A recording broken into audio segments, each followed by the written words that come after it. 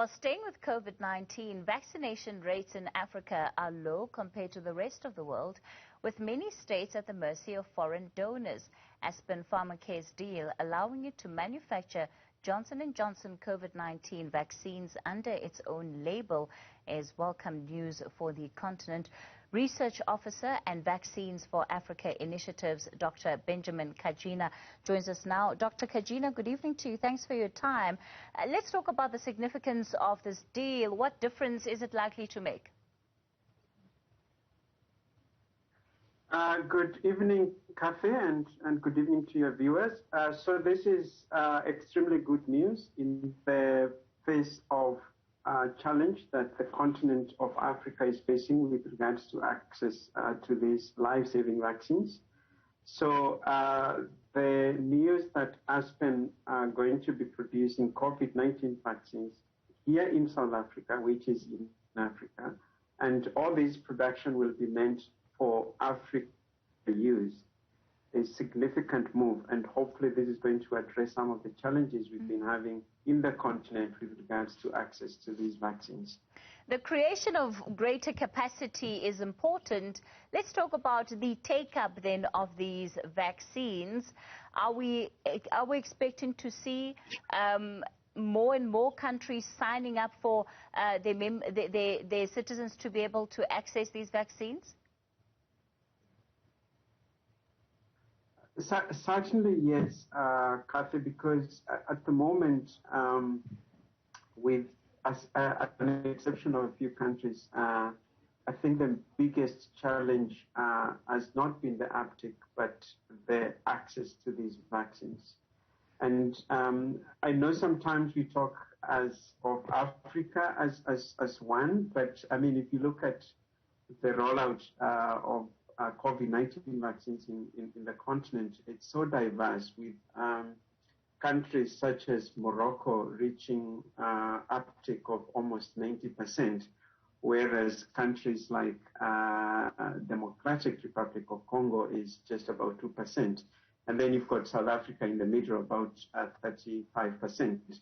So largely most of African countries, the biggest challenge has been actually the access as opposed to willing to take the vaccines. Dr. Kajina, are we finding, and I ask this question because we have seen a narrative that, you know, lends itself to South-to-South relations. So, you know, this idea that whatever vaccines are on the continent, they should preferably be from some of the South partners such as China, Russia. Is that debate significant in the context of the entire continent, or do you think that it will not matter where the vaccine comes from, or it does not matter where the vaccine comes from? It's a very important question, Kathy, and I'm glad you asked it because at the moment we've got several vaccines that we're using in the continent. And I've had some of my family members and friends saying that I would prefer to take this as opposed to this.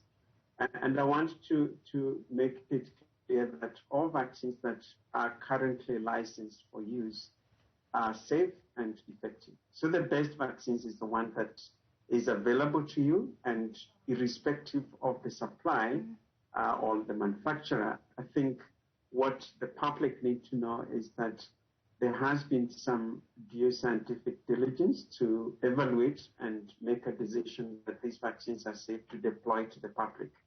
So in my opinion, and from a scientific point of view, the suppliers shouldn't be an issue. I think at the time of crisis, what we need is the people of Africa to have equal access to vaccines as any other people in high-income countries.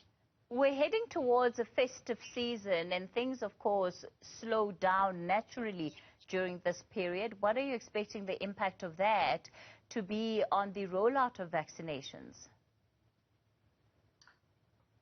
Coincidentally, Kathy, the start of festive season, or just about the start of it, has coincided with the news of this new variant, the Omicron, that has raised quite a huge a concern globally for good reasons.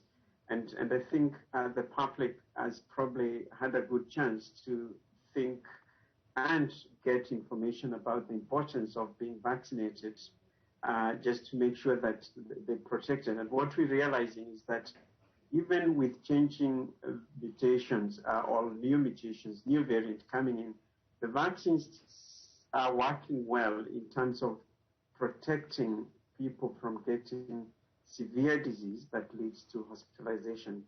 So I'm expecting during this time there will be more interest in vaccination, and hopefully we in the field of vaccines, we're going to continue pushing for the positive message for the people to understand the benefit of these life-saving vaccines so that they can access them whenever they are provided to them.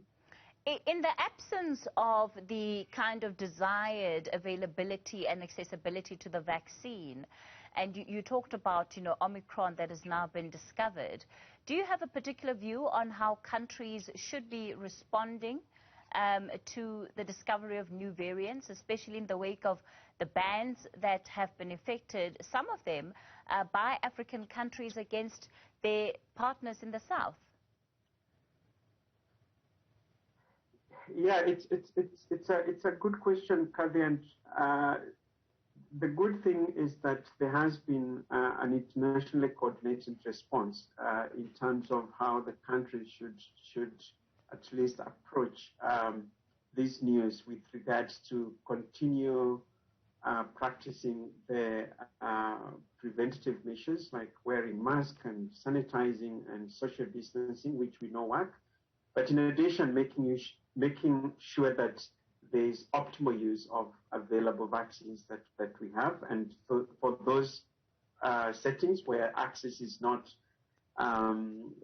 to vaccines is not optimal, I think it's the question of making sure that the public understand that wearing masks, sanitizing, social distancing still works in terms of preventing one from acquiring this virus. But ultimately, these preventative measures need to be complemented by vaccination, which in my case, I think it's very vital. Let's leave it there for tonight. Dr. Benjamin Kagina from the Vaccines for Africa.